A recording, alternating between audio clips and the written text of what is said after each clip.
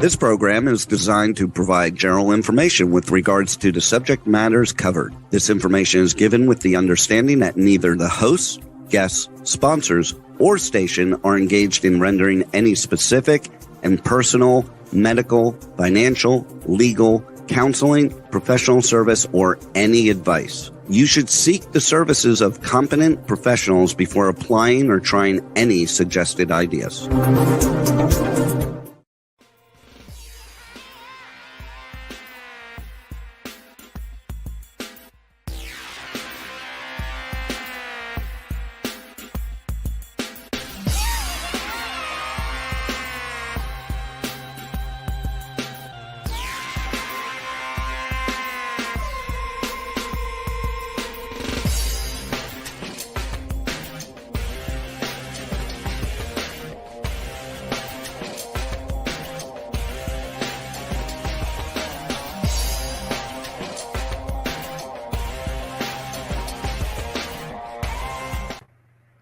Hey there, it's Brian Sebastian, movie reviews and more, and it's Tuesday, and you know we're live as usual. So, Howard, you know why this makes us a special show today?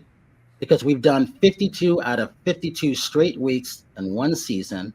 The last 2 years, we did 51 out of 52 weeks. We only missed 2 shows. And we start our 4th season this Friday, November 17th. And the great thing about that is we go straight through the year. And as everybody, I always start off saying, hey, we're always streaming live on Worldwide TV Network, woman.tv.com, iHeartRadio, Pandora, Spotify, all the likes, over 100 outlets around the world. But the one I always say last, and the reason I say it last because it's the most important, is streaming on Itube247.com, because that's what kicked us off. And if it wasn't for this guy here, Jimmy Adams, coming to me on the last day in 2018 for Women in Film and Television, we wouldn't be where we are today. So the reason why this is important, because this is one of the best sites out there. And not to leave anything away from us drummers, because us drummers bang harder, don't we? Cyborg Drummer. It's one of those things we've got to give homage to the music side of things, the boxing side of things, everything like that. So from Brentwood, Tennessee, the one and only dapper actor, retired, one of the world's best interior designers, the one and only Sean Connery. No, it's Howard Wiggins. He just looks like Sean Connery sometimes. And so all the way live from New York, man, this guy, he's done so much. And I just love the fact that he's always very happy. You haven't been on in like 2 years because you've been busy touring all over the world. Let's see, 43 states, over, I think it's like 32 countries. What is it, 25 plus million views of all the stuff that you've done. Playing in Carnegie, Royal Albert Hall, which is a great place to get crucials are the best. The Carnegie. You name it. He's known as Cyborg Drummer, but I'm going to have him say, what's your name and where are you coming from? This is DRMAGDN from New York City. What's up, everybody? And with that, so the one and only, he's the founder, he's the producer. He's done a lot of stuff, but his story has never been told. He's got one of the world's best sites in the world. Let me say that again. One of the world's best sites in the world. It's Itube247.com. Now he's got Country Box. This idea, he's had it for a long time. And he's going to tell you why it's come to fashion, why people are coming in. And Howard, you were going to go with me that day. Aurelia went. And she goes, why are we here? We're going to go see Jimmy. We got to see Country Box. This is what it's about. Jimmy's going to be there. Yeah, this is Jimmy's thing he's putting on. So with all the things that came like that, this was phenomenal, because when I walked in there was the energy, and it hadn't even started yet. I love the setup on how everything went. And it was just one of those things where it was just fascinating. So, Jimmy, I'm going to have you take it away. And then Cyborg Drummer, we're coming back to you because, you got a lot of stuff that's going on too. So, Jimmy, tell us who you are, why this is important, what's happening with Country Box, a little bit of the things that you've done, because I knew you always wanted to have a documentary, and you deserve that, and a web series, and a movie based on you, from all the stuff that nobody even knows about. Well, I got to tell you, Brian, thanks so much for having me on the show. I appreciate it. And a special gentleman here with me on the show too. It's an honor for both you guys, man, to meet both of you. I've been in entertainment all my life, some sort, so, and just knew that's where I wanted to be. I come from a little small town at Bassett, Virginia, which was the furniture capital of the world at one time. But I just knew I wanted to do something and I didn't know what. And I always tell a story. that my mom and daddy used to tell me all the time. Said, son, get your ass down there in the shop, in the factory like everybody else and get a real job. So I just bought a $65,000 Porsche. And I said, I'm going to California and I'm going to make it big. And daddy said, what you going to do there? I said, I don't know, but I'll find out when I get there. So I went to California in a brand new $65,000 Porsche. I was out there about 90 days. I came back to Virginia in a $450,000 Greyhound bus that I did not own. I'm sure we all got them stories. That's funny. Hey, Cyborg, talk about this. We can relate to that as drummers, starting with nothing, wanting to get that first drum kit, and then going from there. Talk about when you got your first kit, and talk about what's behind you, because that's iconic. Oh, this is insane. Yeah. So this is a 35-piece drum set. It's worth about $25,000, but I mean, I'm a fully endorsed drummer, Pearl drums, Pisces cymbals, Evans drum heads, Vickford sticks, all that. But the very first thing that I did, I was 7 years old. I'm hanging out in, school band and everything, and they go, do you want to play sax or do you want to play drums? I'm like, okay, well, sax is $600, so sticks and pads are just $20. Let me go with that. And I was like, I hear more drums in music than I hear sax. So I'm going to go that way. And now, 12 drum sets later, 4 in bags, 8 are set up at my place. That's where I'm at right now. So. And it's all about Pearl drums, because Pearl and Pace are the best out there. I love that when it comes to that. And guess where? Pearl drums is Jimmy, it's almost like everything is in Tennessee. I tell people it's nice to go and visit there. That doesn't mean that they want you to stay, because you got a lot more traffic and everything coming up, and it's that place to be, whether it's in Brentwood, Green Hills, or Gallatin or Franklin. And it's an honor to go there just to see my friends. I feel like I live there. I go, I'm not staying. I just want to make your state better. Whatever we can do and showcase it in different ways, because there's so much talent there, whether it's on the music side, the world of country boxing. The wrestlers. I think of Jerry the King Lawler out of Memphis. If it weren't for Jerry and Andy Kaufman, wrestling wouldn't have been where it is today when it comes to that. And Jimmy, you know all about this because you were in that world too. Yeah, well, you got Jerry and Jeff Jarrett, which Jerry just passed away, but Jeff Jarrett's still here. Yeah. Then you got the King, you got the gospel music here also, and there's so many people moving here. But one thing about it, and when I first came here in '82. I never depend on Nashville for my living. I worked outside the state, because it's I always feel like it's such a rat race, when you come here and everybody is so cutthroat. And like Don King taught me over the years, sometimes your worst enemy is your best friend standing right beside you. And so I never tried to depend on this town for money. I always went outside boxing. Like I said, I was in boxing since 1982.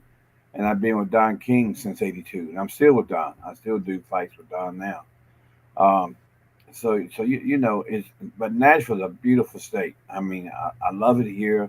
It's a good place to raise my kids here, but now that I'm doing country box, even when I created country box and I started doing it at the Troubadour downtown, everybody trying to tell me the venue's too small, and I said, I'm not coming to the venue to depend on making money. I'm going to depend on making money on my TV outside Tennessee. That's what I've always done. And so that's what I've done. So after I only had, anybody who understands syndication, you're supposed to have at least 13 shows in a can and so forth, for backup in case production goes down or whatever. I only had 2 shows in a can, and syndication picked me up. Right now, I'm in over 125 million homes, and I'm in 162 countries for country box. And it's an idea I created in 2008. 2008, I came up with it because I was trying to figure out something different with boxing. But when I came up with it, I was competing against Mike Tyson, Lennox Lewis, Vander Holyfield. Some of the greatest fighters of all time were still around. Muhammad Ali was still alive, and he makes his appearance. So it was hard to compete. What really helped me to be able to bring it back out in February this year was the fact of the YouTubers. So, YouTube would come out and all the craziness, and Snoop Dogg came out and tried to do it with music. And there they all on the set, all getting high. And I know, forget, Oscar De La Hoya says, man, I'm so messed up. I don't even know where I'm at, I don't smell so much. So, I went ahead and put, and also you got to understand too, the one thing I wanted to go for was the demographics. I wanted my demographics to be 0 to 100. Which ain't many companies. I don't know of any company except myself has got that 0 to 100. You can sell baby diapers at my boxing matches. I mean, we got kids there 6 years old. We got newborn babies there. We got 94-year-old men there every week, every fight. And then I felt so good in the last fight we had Tuesday. I mean, I had some couple of people come in from out of town just to come to the fight. That's in the horse racing. They actually buy race horses and stuff now. And so they were talking about, I said, I don't think I'm going to like this, to balance sport and this and that. And when they left there, they were telling me how great it was. And but what really made me so proud is they came up to me and they told me, it says, hey, I felt like I was at the United Nations with so many different people, so many different clientele, from white to black to yellow. And that's what I try to project for everybody. Come have fun. Everybody come enjoy the show. And, and my fights are really good. I have the legendary Krista Martin as my matchmaker, which is a coal miner's daughter. So she's my matchmaker. And we have upsets. I got fighters coming in from Cuba, Canada, Mexico, Ukraine. I've had them from all over the world, and they come here. And I don't really depend on local fighters neither. I've had a couple on there, but I don't depend on anything local. And I've had a lot of people call me, want me to move it somewhere else, take it downtown. But where I'm at now, if I get 500 people in there, I'm happy, because it's my network that's important to me. And I got a packed house with 500 people, great fights, good music, I'm cool. But also I give everybody an opportunity. I've started off with unknown singers. And I know you guys both. It's hard to get a break in Nashville. It's hard to be seen. So now I can take unknown singers. There's a lot of great talent in this town. And a lot of them are pumping gas or working Walmart because they don't get a break because of the politics. And yeah, it's politics here big time. And then, because you could be in the mailroom today and be a president of a record company tomorrow. I mean, it's just the way it works. But what I do, I don't use, and I have a lot of celebrities that's coming to my fights. A lot of celebrities coming, but they don't perform. They come enjoy themselves. I have unknown players, unknown players that they get an opportunity to be seen. And that's what I'm real thankful for. And I take boxers who don't get that break, because in my lifetime, I've had 17 fighters, and out of 17 fighters, I made 9 world champs. And so, so I know how to make champions, but a lot of people don't get that opportunity. So now I've took music and boxing, and today's nobody becomes tomorrow's somebody. And that's what I go with. And it's working. I love that. Thank God it's working. And this is one of the few photos I saw a bunch of things that I really liked over there.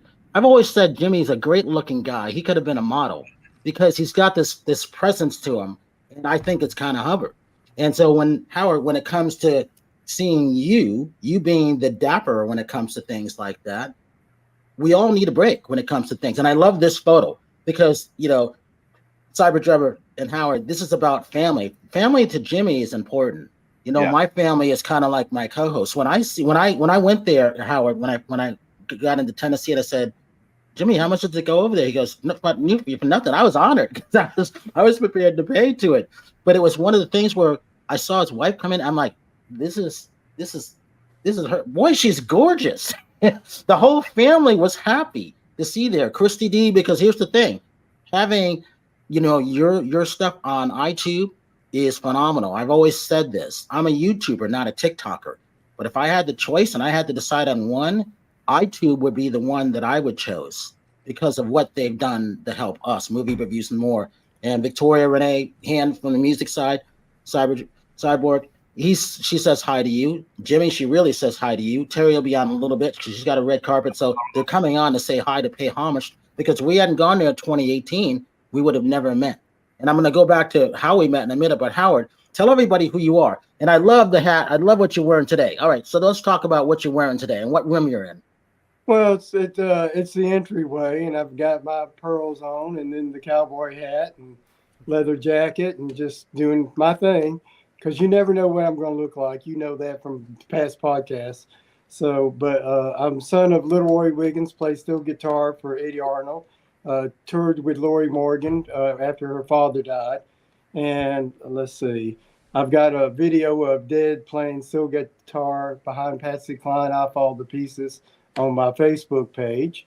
The documentary on Minnie Pearl had Brenda Lee. My stepfather raised Brenda Lee. He was her godfather, and after she lost her parents, he took care of her from there on. So I knew most everybody in that documentary that you did. So it's awesome. Yeah, and also when it comes to this, getting that break as a DJ, as that drummer, that's kind of unheard of. That is not normal. But the fact that you've done all the things that you've done and around the world, that makes me happy as that former DJ, as that drummer who drummed at a drum and bugle corps, because Music City in Franklin is one of our favorite drum corps. And again, I keep going back to Tennessee because it just happens to have all the talent there. I don't say that because Jimmy and Howard, I say it because it's true. And I said, in 2018, I was saying Tennessee is busier than Vegas. It just is. And Vegas has not come back. It just hasn't. But around the world, everybody knows about that. So my job is to say, hey, there's a lot of good talent there. Everybody just needs a break. Getting that break as that drummer, as that disc jockey, being able to travel wasn't easy doing that, was it? No. It's so the interesting thing about the whole journey of, going from nothing to something. I mean, I was just out of jazz school, basically right out of college, and I'm like, all right, let me get to the city. And I'm a broke jazz musician, on the scene in New York. And I'm like, all right, let me try to get to these clubs, right? So what I would do is I'd perfectly time out when the really big musicians at Blue Note or Iridium, all the big jazz clubs, would be finishing their last song, right? So I'd come in to network with them, and I would time it out. I'd go like, okay, I'd like to pay for a ticket. They'd be like, oh, no, man, just go right in. It's all good. And I would go in, and I'd make sure my hands are warm if it's actually, if it's cold out and everything. I'd wait until the song is over. Man, that last one was great. It's the only song I saw. But I would meet all the musicians. I'd network. And then that's how I eventually got my name out in the scene. I was able to, play Carnegie Hall, Lincoln Center, Warped Tour, Lollapalooza, all that. And everything from jazz, pop, rock, hip hop, R&B, fusion, metal, progressive metal, all that stuff. And then as time went on, I became a producer. I became a music director. And I started, work my way up that way, where I was able to kind of build productions out for big shows or for records. And at that point, I was like, all right, shutdown happens, pandemic, global pandemic, I can't gig anywhere. Said, all right, I guess I'm just going to go A to B now. Let me call my, singer friends from American Idol and The Voice, and let's just take my songs and put them out and see what happens. 2 songs later, it starts to get some buzz, and then 8 songs in, I'm up to like 25 million plays and views, 700,000 verified followers with the check, and I get like 100,000 people on for live streams. It's insane. It's like, yeah, but I cut out the middleman. I drum and DJ at the same time, and it's a really, really crazy, unique thing. And this is the big kit behind me. It's very big. It's got a standing kit, a seated kit. It's got drums behind my head, and I'm able to basically put thousands of songs on a Roland SPDSX pad, and I'm able to read the crowd, whether it's on a live stream or when I'm playing a festival, a nightclub, or a college or whatever on tour. I'm able to read the crowd and play anything from the past bunch of 100 years, and that's basically it. So, DRMAGDN. Well, we're gonna talk about this in a minute. So Terry's coming on. So Terri, if you can hear us, say hi to Jimmy. Hi, Jimmy. Good to see you. I'm in a dark parking lot right now. I'm going to the premiere of Engelbert Humperdinck's The Legend Continues with my friend Raquel. So we're doing a red carpet tonight. So I just parked, and so that's why I'm late getting on the show. So I'm going to try to take some pictures tonight. So I'm sorry no one can see me right now. I'm in a dark parking lot. But it's good to see you, Jimmy. It's been a while. It's been a while. Great to see you. But I follow you on Facebook now. I see you a lot. I see a lot of your He sees a lot of your craziness. I'm calming down. So Influential anyway. sports figures, Jimmy. You still out there? You Hey, don't Rebel, listen. I'm trying to get some light in here so you guys can see me. Oh, you got a some. little bit. We can see. We can see now. can see you. Yeah, I opened up the window here to try to because I'm doing this from the car from LA traffic. You know how that is. So getting to Hollywood's always fun. Hey, so we're gonna show a clip of Jimmy because, like I said, he doesn't do a lot of interviews. So when you can get this guy, this is a great thing to have. And I love this interview that you did because it was about helping to promote country box and what was going on with that. And then I want to find out, Jimmy, how you started Itube, because that's very, very important too. Itube247. Let's take a look at this clip. And Terri, if I can, I'm gonna mute you because of that sound.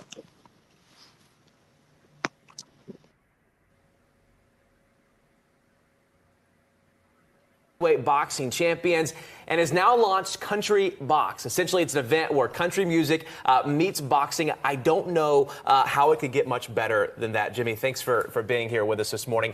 Tell us where this idea initially kind of came from. Well, actually, I came up with it back in 2008, but it was too. I was ahead of the time with it because back then you had Tyson, and boxing didn't need anything. Right. You know, so I wanted to add music to it. And so this year, I finally brought it out to do it in February because boxing sort of down in the hole. Yeah.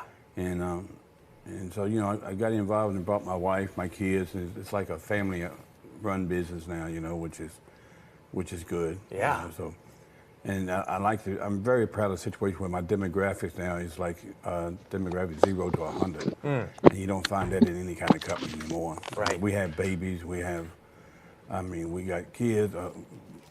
People in 94, and everybody just comes and has a good time. It's just a really good time.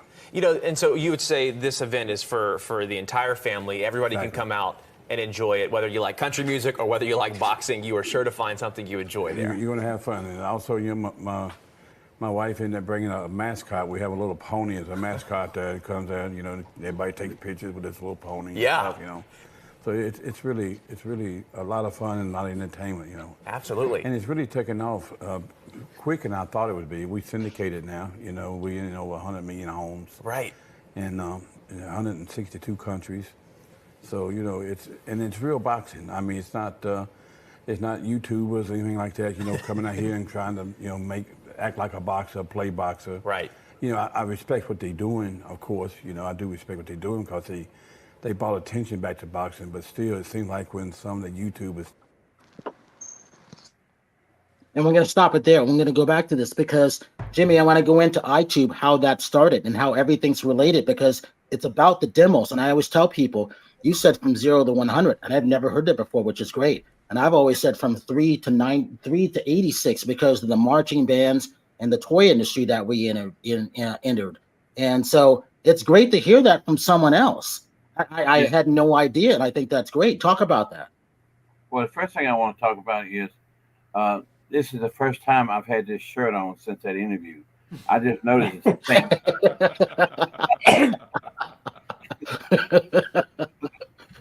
So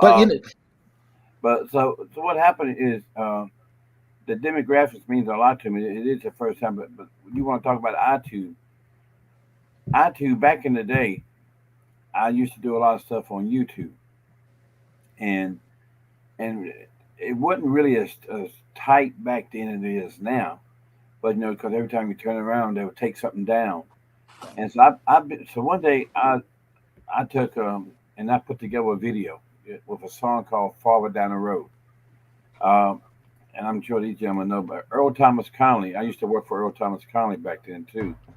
But I told Earl Thomas Conley, I was talking to him on a bus one day, and I said, Earl, I want you to write me a song. He said, about what? I said, you ever heard the song Mike and Living Years by Mike and the Mechanics? He said, yeah, great song. And I said, I want one better than that. He said, ain't no way. I can't write one better. I said, just try Earl. Earl was a great writer. And so then he wrote one called Farther Down the Road. And I've always been into graveyards, people, celebrities that die. And the reason being, I guess, because I worked with so many celebrities, and and when you see them, you know, a lot of fans don't understand that they're just like us, just like all of us. You know, we are real people. You might have a different life, but still, you hurt the same, you love the same, you hate the same, you're angry the same, and you got the same illness. But people, you know, so I started visiting graveyards when we would go out. When we go out to a fight like Spain and Ecuador, and I would always find where celebrities were buried at, Vegas or wherever I was at, and I spent a lot of time going to these graveyards and taking pictures of the grave. So anyway, doing all of that, Janis Joplin with a hotel she died at, and so on and so on, all different characters. And so I put a video out on YouTube, and what happened? It was even George Jones. It showed a picture of George Jones, the day he was born, the day he died, and the cause of death. And it said, heart failure, heart attack, Johnny Cash, all of them, a suicide, drug overdose, whatever. And so, but then the real last thing I did, I had a picture of Jesus on the cross. And so when I had him on the cross, and then I said crucified. And so YouTube took that down 6 times on me, absolutely 6 times. And so I got in touch. I knew the people worked there because being with Don King, you meet a lot of people.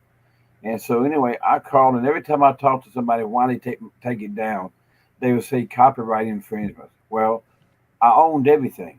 I owned the tracks to it. I owned the song, Earl Thomas. I paid him for the song. I owned everything. I owned everything I'd done. I owned pictures I took myself and so forth. You know, I had a photographer at the time. She's passed now, Hope Powers, who had pictures of everybody that she owned. But anyway, I owned everything, totally, of that video. And every time I call them, they say, well, we took it down because somebody complained about the copyright infringements. So anyway, that happened 6 times. And when they go ahead and they put it back up, but my numbers was always high. My numbers, I'd get 200,000 or 300,000 hits right away.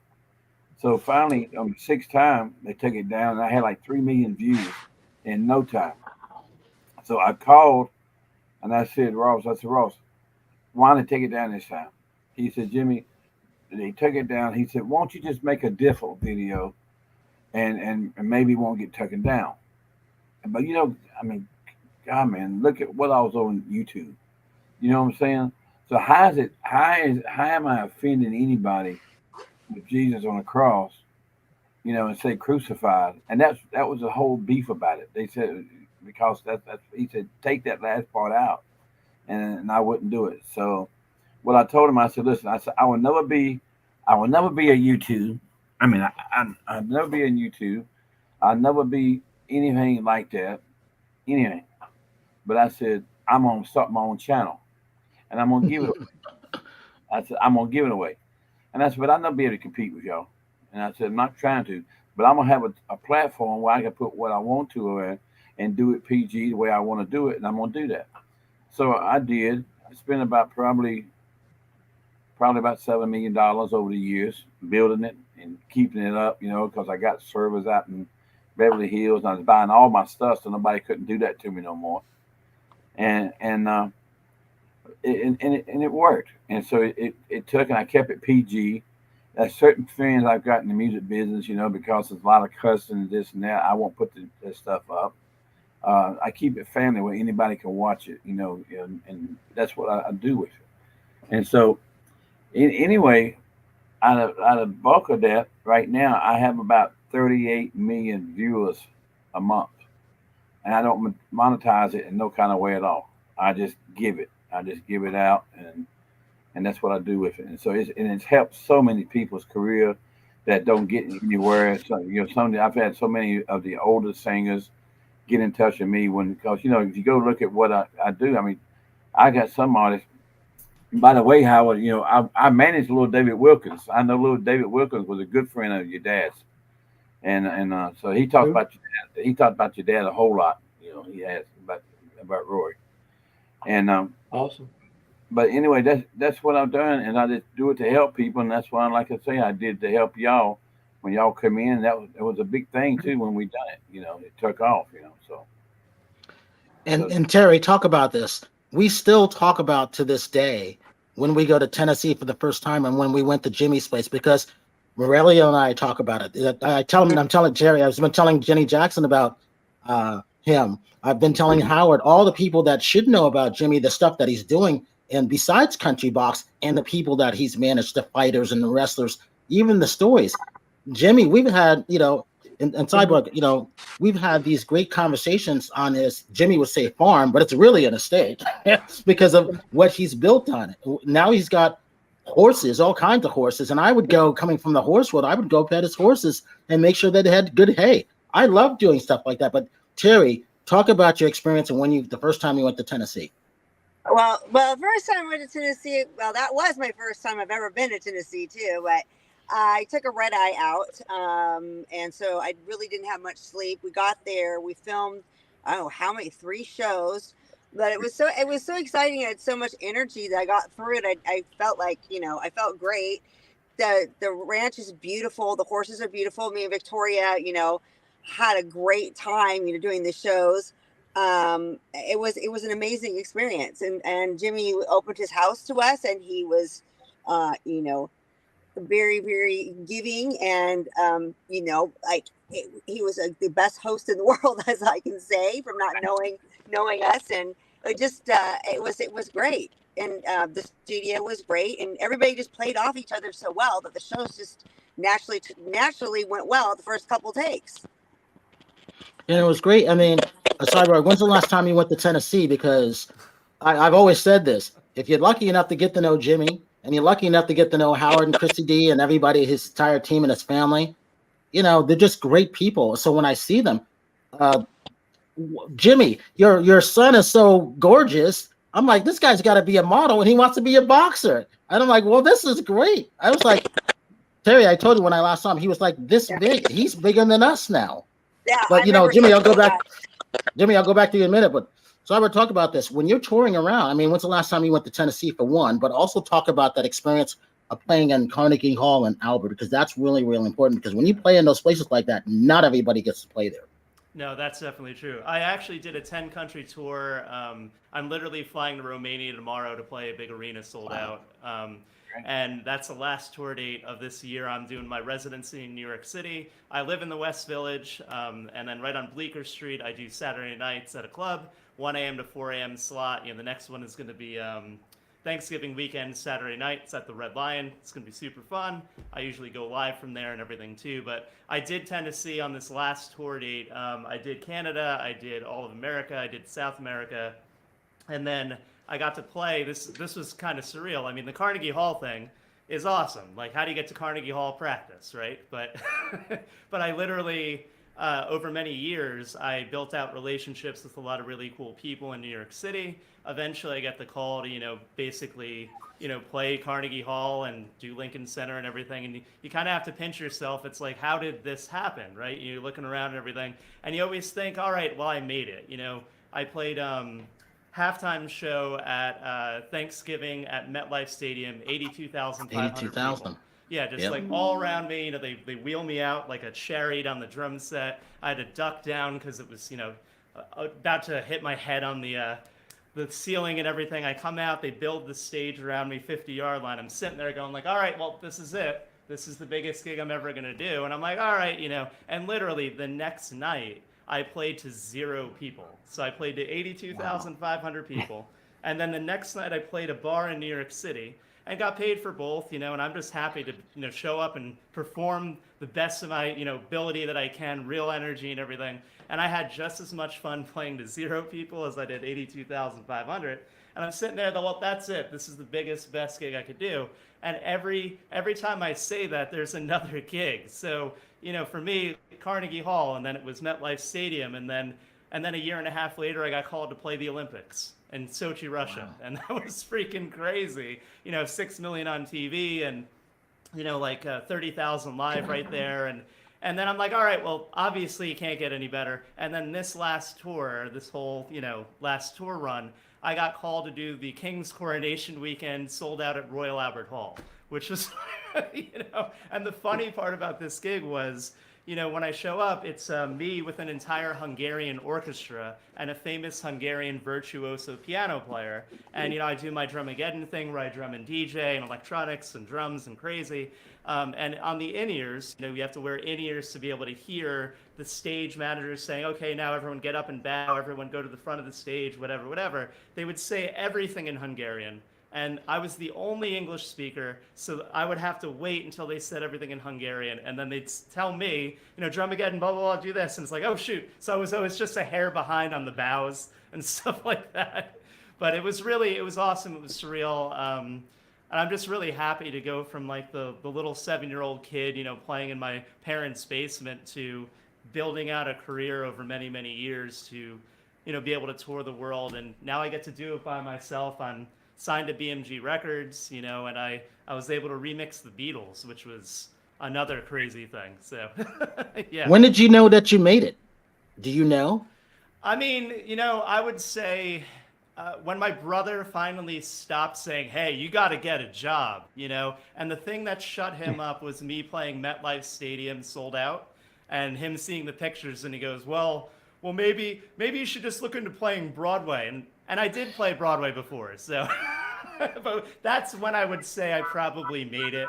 And then I was able to, that's the moment I would say. I'm going to go with that. Howard, talk about this, and then Jimmy, we're going to do, we got about 10 minutes left. Talk about Howard, and Jimmy, you'll like this.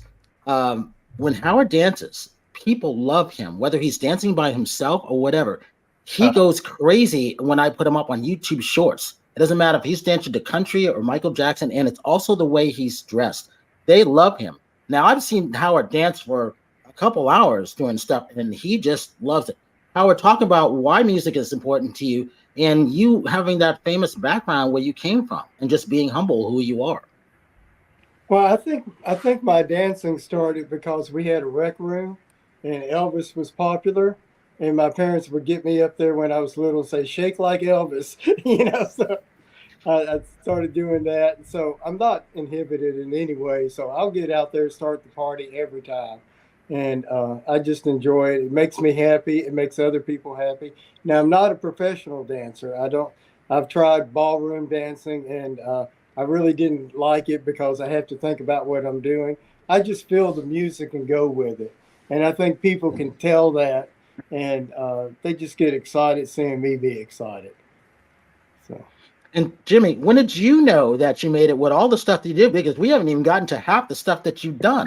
I think you on the wrestling side. I think you've got gold, platinum records in there across from where you're sitting and all the stuff that you have. So you're, and I keep saying this to everybody. This is the year of documentaries. This is the best year that I've ever seen. Whether it's Sly Stallone's on Netflix, whether it's Arnold on Netflix, whether it's Maxine Baby, Tyler Perry on Coming to Prime this Friday, which is great. Howard and I saw the Minnie Pearl one. Gloria Gaynor, we saw that. Again, Jimmy, no one saw Minnie Pearl documentary. You have it now. No one saw it because except for a couple of us. No one saw I Will Survive. Dragmata, I Will Survive, one of the most iconic songs out there in the world. When people are going to cancel whatever, what did they put on? I Will Survive.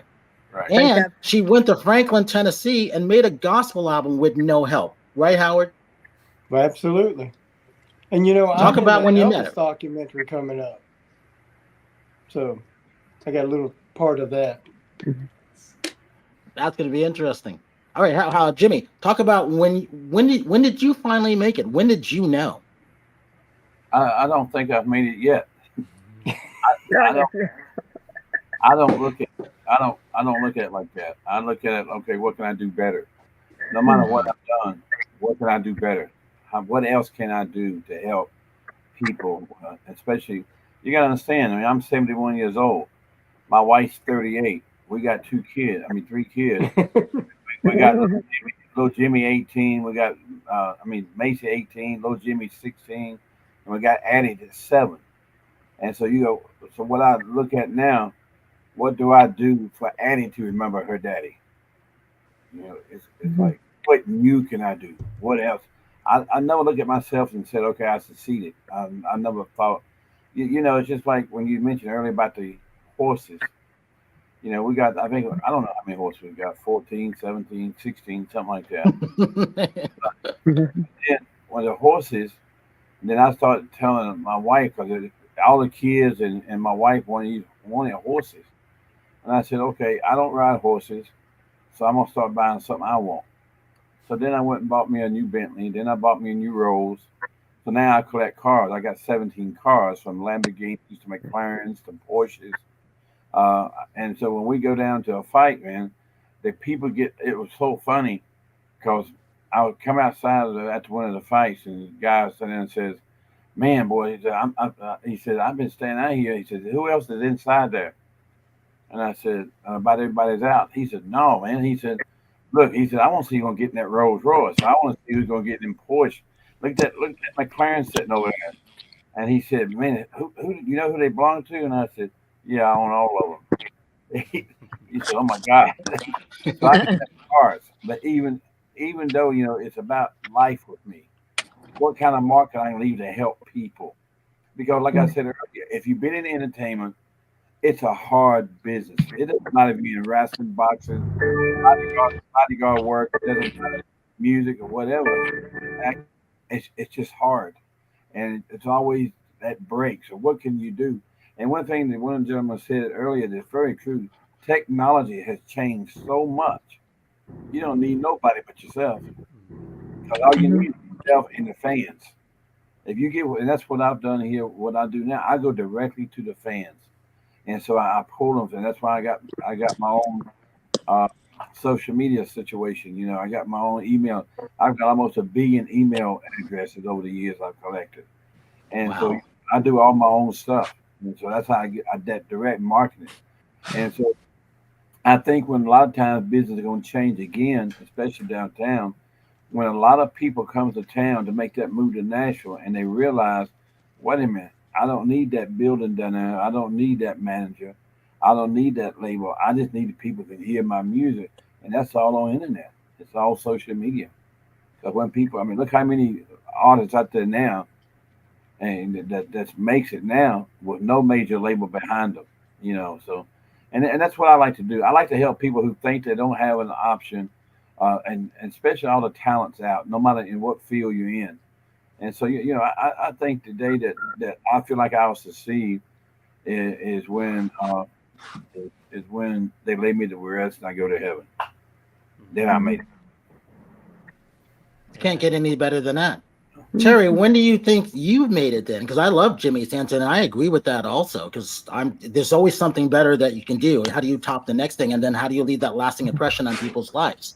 And that's what the more part is in movie reviews and more, bringing everybody together in one place. And it doesn't matter if it's in California or Texas, or whatever, because there's always other people that need to be introduced to people.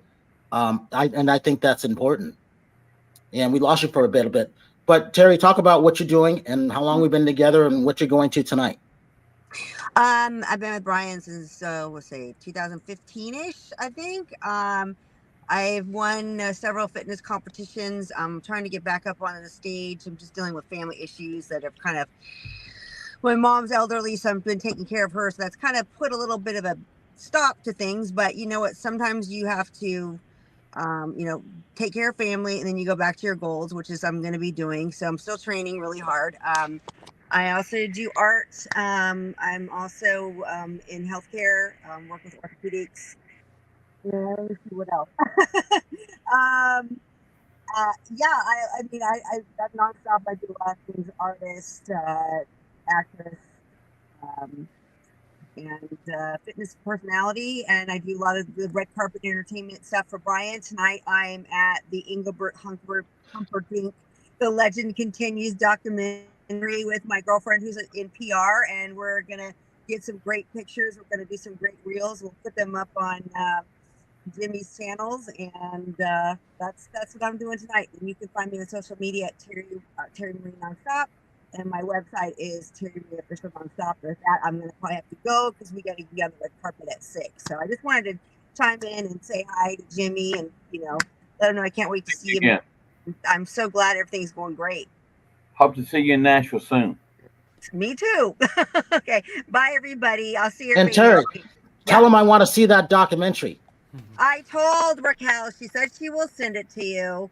Okay, good. I think Gene Simmons is supposed to be here tonight, so I'll get a Tell him I said hi. Okay.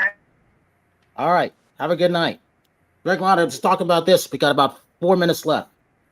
What do you want people to know about you? How do you inspire kids to do what you're doing, especially that iconic drummer, that DJ, and Cyborg Drummer? Well, I mean, I do have to actually say that, for the BMG Records thing, they came at me and they were like, all right, so we have all these tunes you can remix. I was like, you know what? Let me check through the tunes. Beatles are my favorite band of all time, right? And Something is my favorite Beatles song of all time. It's a George Harrison song. They bought George Harrison's catalog. And I just wanted to show you guys this. This is pretty freaking cool. This is me recreating the Abbey Road iconic shot, cool. Right? In New York City. This is the street I live in on the West Village, and that's 7th Ave. That's the World Trade Center. My feet are really touching the pavement there in New York City. That's Ringo's drum set that he played at the Ed Sullivan show to start Beatlemania in New York. And the record is actually really cool. This is a limited edition. It's a red record. Came out really, really fun. The music video that's out right now is on YouTube, and I went to all the sites that the Beatles went to, and I showed the exact date and time. Carnegie Hall, Plaza Hotel, where they did press. I went to the Ed Sullivan show and all that, and I was able to actually experience a full-out Beatles walkthrough, and you could walk through with me on that, and you can see me play the song and everything. It's got Michelle Ray from The Voice on vocal, Grammy-winning orchestra on it that worked on Coldplay's Viva La Vida and All the Lights, Kanye and Rihanna, and it came out really, really awesome. That's been the thing. But, for all the kids out there, for anyone who's aspiring to be someone who's a musician or a person who's, a performer, an entertainer, number one is to be a good person. Be someone that people want to hang out with. That's number one. Because if you're not a cool person and not a good person, people are going to start to feel like, negative about you. You want to have positive energy around you, number one. If you're a musician, learn how to play to a click track. Click track is basically the metronome. If you can cover that click and be right on it, you're already miles ahead. And then number three, try to look as good and be professional as possible. So always show up early, always show up excited, and, be prepared for everything that you're actually doing. And those are the three things I tell everyone, whenever they ask, hey, what can I do to try to get into music and be successful? So that's that. Good advice. Social media links for everybody. Yes, DRMAGDN, DRMAGDN.com, DRMAGDN.com. It's DRMAGDN at Instagram, TikTok, Facebook, YouTube, Spotify, all that. It's all the same, and that's me. And guys, thank you so much for having me. You guys are awesome. Howard Wiggins, talk about this. It's for you. It's about dancing and always being happy and inspiring people. Talk about those aspects. Those are important to you. What's important to me is just enjoy life. I mean, I too am 70 years old, and I want to see where life takes me. And I've just, every moment is a precious moment, and I'm going to enjoy it. So, and so Howard Wiggins Facebook is how you can find me. So, Jimmy, you get the last word of tonight. Talk about what would you want? You know what? I'm going to leave it to you. What would you say to inspire kids to be the best that they can be? Well, it's like what he said is very correct, man. You gotta, I mean, people want to see people with excitement. You got to come up here and act like you want it, act like you interested. You can't come in like, well, I don't care. You got so many kids today does have that attitude. Well, but it's good to have that laughter around you. But what you got to do first of all is find out what you want to be. Find out where you want to go, and then determination. I always tell everybody, man, when they ask me, they say to me, they say, how did you get what you got? And I say to them, just the truth. Excuse me to say it like this. I said, I kissed a lot of ass when I was young, because I worked for free with so many people, even down from Michael Jackson. I worked free, and then I mean, it's sometimes, I did things that nobody would even consider doing. To meet people, because when you get around the right person and they got all these friends, you're going to meet a lot of people, and that's where it's at. You got to make yourself fit, because they really don't need you. In their mind, they don't need you. You just gotta know what you want, man, and believe in yourself and believe in the good Lord, and I think you can do anything. Amen. And that's the case. And with that, this is the mascot. Yeah, the exactly. Mascot. Shadow. Her name is Shadow. And with that, I got to thank everybody for coming on, because it's not always easy to put everything together, especially with people who are sick and things like that. You just make it work. But being the 52nd of the 52-week show, I'm happy that this is that show. Yeah. But I'm happy that Jimmy's on, and I'm happy my, Cyborg. I mean, that drummer, Howard. I'm always happy. I would have never have known that Howard and I would be such great friends, and people love Howard around the world, and that makes me happy. And I say this. Have a good night tonight, a better day tomorrow. You see someone without a smile, please give them one of yours, because the world needs it. It really needs it. I'm Brian Sebastian. This is Movie Reviews and More, and we will see you next week, starting 4th season, 75 straight weeks.